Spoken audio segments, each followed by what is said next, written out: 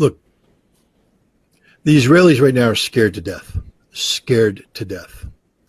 They mobilized 360,000 reservists. Let's just put this in perspective. The vast majority of these people did their 2.5 years military service. The Israeli army is not very good. They have some units that are very capable, some of their special forces units, some of their specialized units. They have some technical units that are very good, but the mainstay, the infantry units, the armor units, they're not very good.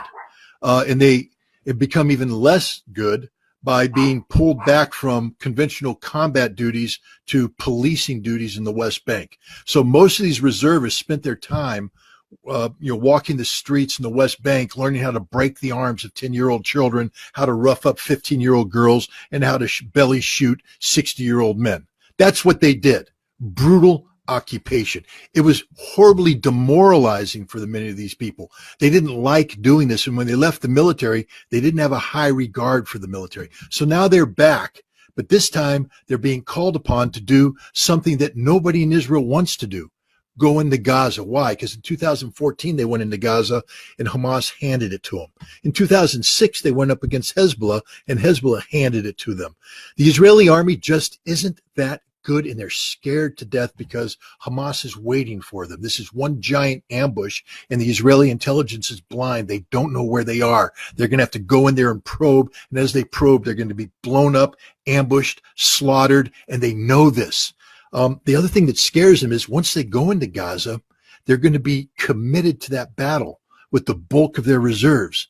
And if at that time Hezbollah decides to open up a northern front, Israel's got nothing left. And even if they had something left, they can't beat Hezbollah.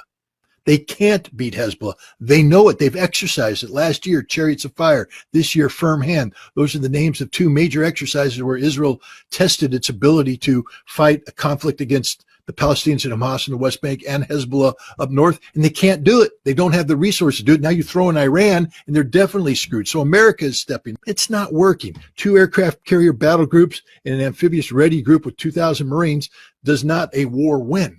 And we don't have anything behind that. We got nothing. And so if they come, so I think what's going to happen is that Biden is going to try and talk some common sense into Netanyahu and let him know the hard reality that, we flexed our muscles here, but if Hezbollah comes across the border, we'll bomb them, but we can't stop them. It's up to you. And if you can't stop them, you're screwed. And so you might want to think about coming up with a different solution than the one you're picking right now, a full-faced invasion. There's a lot of things go behind the scenes. The Israelis aren't as good as everybody thinks they are. They're very scared. Netanyahu's very weak. Remember how weak he was moving into this before the Hamas invasion. He was getting ready to collapse because of what he was doing with the judiciary and the reform, the rewriting of basic law. Hundreds of thousands of Israelis were in the streets. It's gotten worse for him because everybody's blaming. He was Mr. Security. I will protect you. I am the man. And look what happened. Nobody trusts him. There's a lot of Israeli talk going on, a lot of hot air coming out of the mouthpieces of Netanyahu's minions. None of it's backed up by reality. And the fact is Israel's extraordinarily weak, extraordinarily exposed, extraordinarily scared, and America doesn't have a solution for them. And I guess is the template to look at what would happen to Israel, just look at Ukraine? It would be worse than that because Ukrainians right now don't have a place to run to. Millions of Israelis have dual citizenship, and they'll just leave Israel. I mean, that's the death of Israel. Every Israeli I've talked to said we can't. This happened in 1991 when the Iraqi Scuds came in.